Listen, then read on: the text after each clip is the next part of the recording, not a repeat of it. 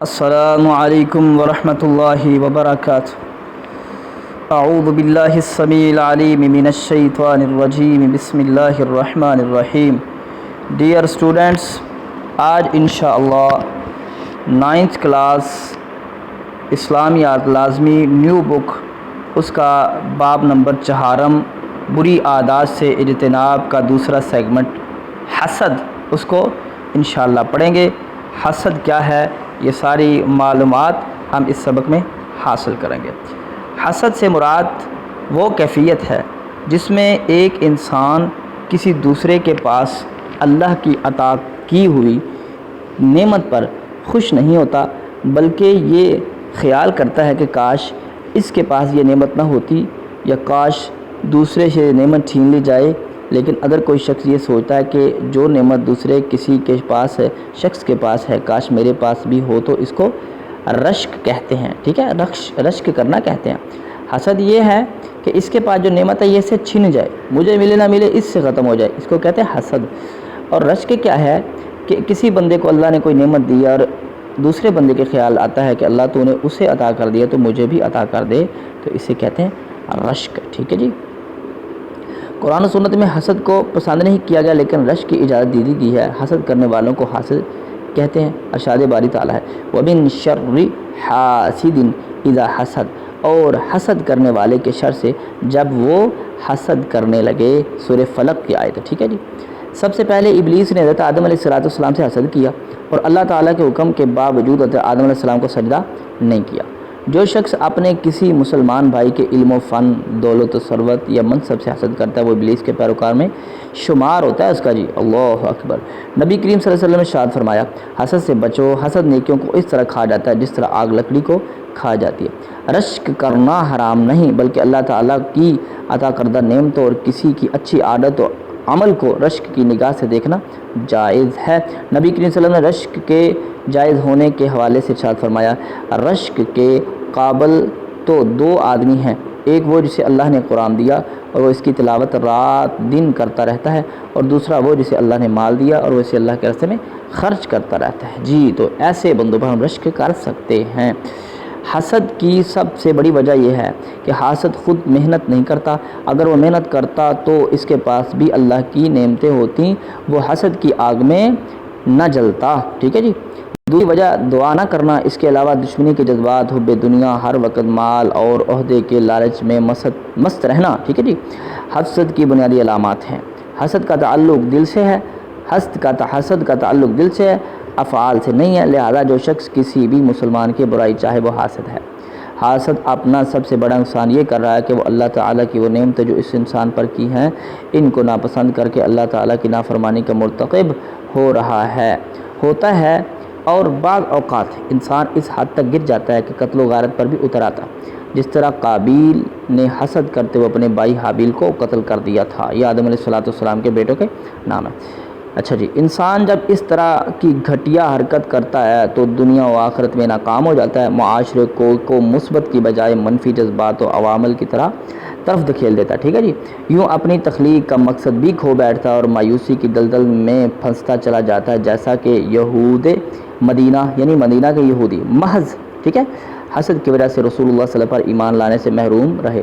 یہ نہیں تھا کہ ان کو پتہ نہیں تھا کہ یہ نبی سچا ہے یا نعوذ باللہ جھوٹا ہے، بلکہ ان کی کتابوں میں یہ سارا کچھ لکھا ہوا تھا، بلکہ وہ اس وجہ سے نہیں مانتے تھے حسد کرتے ہوئے کہ جس طرح تمام انبیاء ہماری قوم سے آئے ہیں تو یہ آخری نبی بھی جو ہے یہ ہم سے آتا، یہ بنی اسماعیل سے کیوں آ گیا؟ اس حسد کی وجہ سے انہوں نے نبی علیہ السلام کی بات کو نہیں مانا۔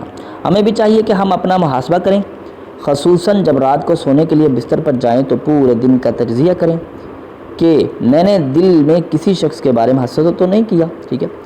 اگر خود کو اس طرح کے جذبات کا مرتکب پائیں تو اللہ تعالیٰ کی بارگاہ میں توبہ استغفار کریں، اور جس پر اللہ تعالیٰ کے فضل و کرم کو دیکھیں اس کے لیے خیر و برکت کی دعا کریں جی۔ نبی کریم صلی اللہ علیہ وسلم ہر رات سونے سے پہلے حسد سے اللہ تعالیٰ کی پناہ مانگ کر سوتے تھے۔ آپ خاتم النبیین صلی اللہ علیہ وسلم معوذتین سورۃ الفلق، سورۃ الناس، ٹھیک ہے، قل اعوذ برب الفلق قل اعوذ برب الناس، ٹھیک ہے۔ معوذتین اس لیے کہتے ہیں کہ اس میں اللہ کی پناہ، اعوذ لفظ اعوذ معوذ اس سے بنا ہے، ٹھیک ہے جی، اعوذ باللہ اللہ کی پناہ مانگی جاتی ہے اس میں۔ معوذتین یعنی ایک معوذ، دونوں مل کے معوذتین تثنیہ کا صیغہ۔ ہمیں چاہیے کہ ہم قرآن و سنت کی تعلیمات پر عمل کرتے ہوئے حسد سے بچیں تاکہ دنیا و آخرت میں کامیاب ہو سکیں۔ جس پر اللہ تعالیٰ کے فضل و کرم کو دیکھیں، اس کے لیے خیر و برکت کی دعا کریں تاکہ دنیا و آخرت میں کامیاب ہو سکیں۔ چلیں جی اب جلدی سے اس کی مشق کو دیکھتے ہیں۔ درست جواب کا ابلیس نے کس سے حسد کیا؟ جی بڑا مشہور ہے جی، کس سے؟ حضرت آدم علیہ السلام سے، ٹھیک ہے جی۔ آگے چلتے ہیں۔ حسد نیکیوں کو اس طرح کھا جاتا ہے جیسے آگ لکڑی کو کھا جاتی ہے، آگ لکڑی کو کھا جاتی ہے، ٹھیک ہے جی۔ کائنات میں سب سے پہلے قتل کی وجہ کیا تھی؟ جی تو وہ حسد ہی تھی نا، آدم کے دو بیٹوں نے حسد کیا، ایک نے حسد کیا اور اس نے اپنے بھائی کو کیا کر دیا؟ قتل کر دیا۔ یہود مدینہ کس وجہ سے نبی کریم صلی اللہ علیہ وسلم پر ایمان لانے سے محروم رہے؟ جی اس کی بھی وجہ حسد ہے، ٹھیک ہے جی۔ آگے چلتے ہیں۔ حدیث مبارکہ کے مطابق جن دو لوگوں سے حسد کرنا جائز ہے وہ کون ہیں جی؟ دو لوگ، جی وہ دو لوگ ہیں قاری اور سخی، جی تو یاد رہے قاری اور سخی۔ مختصر جواب دیں، حسد کا معنی اور مفہوم کیا ہے؟ حسد کا معنی ہے کہ اگر اللہ پاک نے کسی بندے کو نعمت دی ہے اور کسی کے دل میں یہ خیال آئے کہ یہ نعمت اس سے چھن جائے، مجھے ملے یا نہ ملے، اس سے چھن جائے، تو اسے کہتے ہیں حسد، ٹھیک ہے جی۔ اب آگے رشک اور حسد میں فرق کیا ہے؟ رشک اور حسد میں فرق، حسد ہوتا ہے کہ کسی کے پاس جو نعمت ہے وہ اس سے چھن جائے، چاہے مجھے ملے یا نہ ملے، لیکن رشک یہ ہے کہ کسی کے پاس نعمت ہے اور میرے دل میں بھی یہ خیال ہے کہ اللہ تو نے اسے نعمت عطا کر دی ہے، مجھے بھی عطا کر دے، اپنے دل میں تمنا ہو کہ وہ اس جیسی نعمت مجھے بھی مل جائے، تو اس کو کہتے ہیں رشک، ٹھیک ہے جی۔ حسد کے دو نقصان تحریر کریں، ٹھیک ہے۔ حسد کا سب سے پہلا نقصان تو بندے کو خود ہوتا ہے کہ اس کی نیکیاں برباد ہو جاتی ہیں، جس طرح آگ لکڑی کو کھا جاتی ہے اس طرح حسد بندے کی نیکیوں کو کھا جاتی ہے، ایک بات۔ اور دوسری بات یہ ہے کہ حسد کرنے سے معاشرہ بھی امن نہیں رہتا، بلکہ معاشرے میں لڑائیاں، فسادات، آپس میں اختلافات اور حتیٰ کہ قتل و غارت تک معاملہ پہنچ جاتا ہے۔ حسد کی دو وجوہات بیان کریں، ٹھیک ہے جی۔ حسد کی ایک وجہ تو یہ ہے کہ حسد کرنے والا بندہ خود تو محنتی ہوتا نہیں، اس لیے دوسروں کی جو چیزیں ہیں اس پر اس نظر ہوتی ہے، خود محنت کرے تو اسے وہ بھی جو ہے جو اس کو نعمت ملی اسے بھی مل جائے۔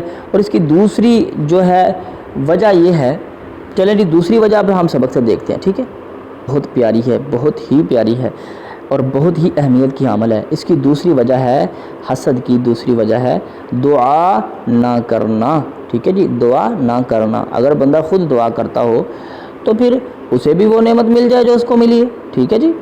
اب آگے چلتے ہیں۔ سنت نبوی کی روشنی میں حسد سے بچنے کا کیا طریقہ ہے؟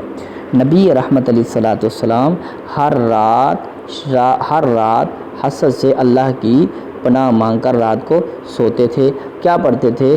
معوذتین، ٹھیک ہے جی، معوذتین پڑھ کے رات کو آپ سوتے تھے، ٹھیک ہے۔ تو حسد جو ہے اس سے بچنے کا سب سے بہترین علاج ہے کہ آپ قل اعوذ برب الفلق قل اعوذ برب الناس پڑھیں اور اس کو پڑھتے رہیں تو اللہ آپ کو حسد سے بچائے گا۔ تفصیلی جواب دے دی حسد کے بارے میں قرآن و سنت کی روشنی میں کی تعلیمات پر روشنی ڈالیں، ٹھیک ہے جی۔ آپ احادیث نبویہ بھی لکھیں گے اور جو کچھ آپ نے سبق میں پڑھا حسد کی سب سے پہلے تعریف اسی طریقے کے ساتھ لکھیں گے، پھر اس کے بعد سب کا مفہوم لکھیں گے، ساری چیزیں لکھیں گے اور کچھ جو اللہ کے نبی علیہ السلام کی حدیث آئی ہیں، آپ کا حسد سے بچنے کا طریقہ آیا ہے، یہ ساری چیزیں لکھیں گے تو ایک مفصل نوٹ بن جائے گا، جی ٹھیک ہے جی۔ آج کا سبق ہوا یہاں ختم، انشاءاللہ آئندہ سبق میں دوبارہ پھر ملاقات ہوگی۔ اگر ویڈیو اچھی لگے تو چینل کو سبسکرائب کر دینا، ویڈیو کو لائک کر دینا۔ ملتے ہیں پھر جی، اللہ حافظ۔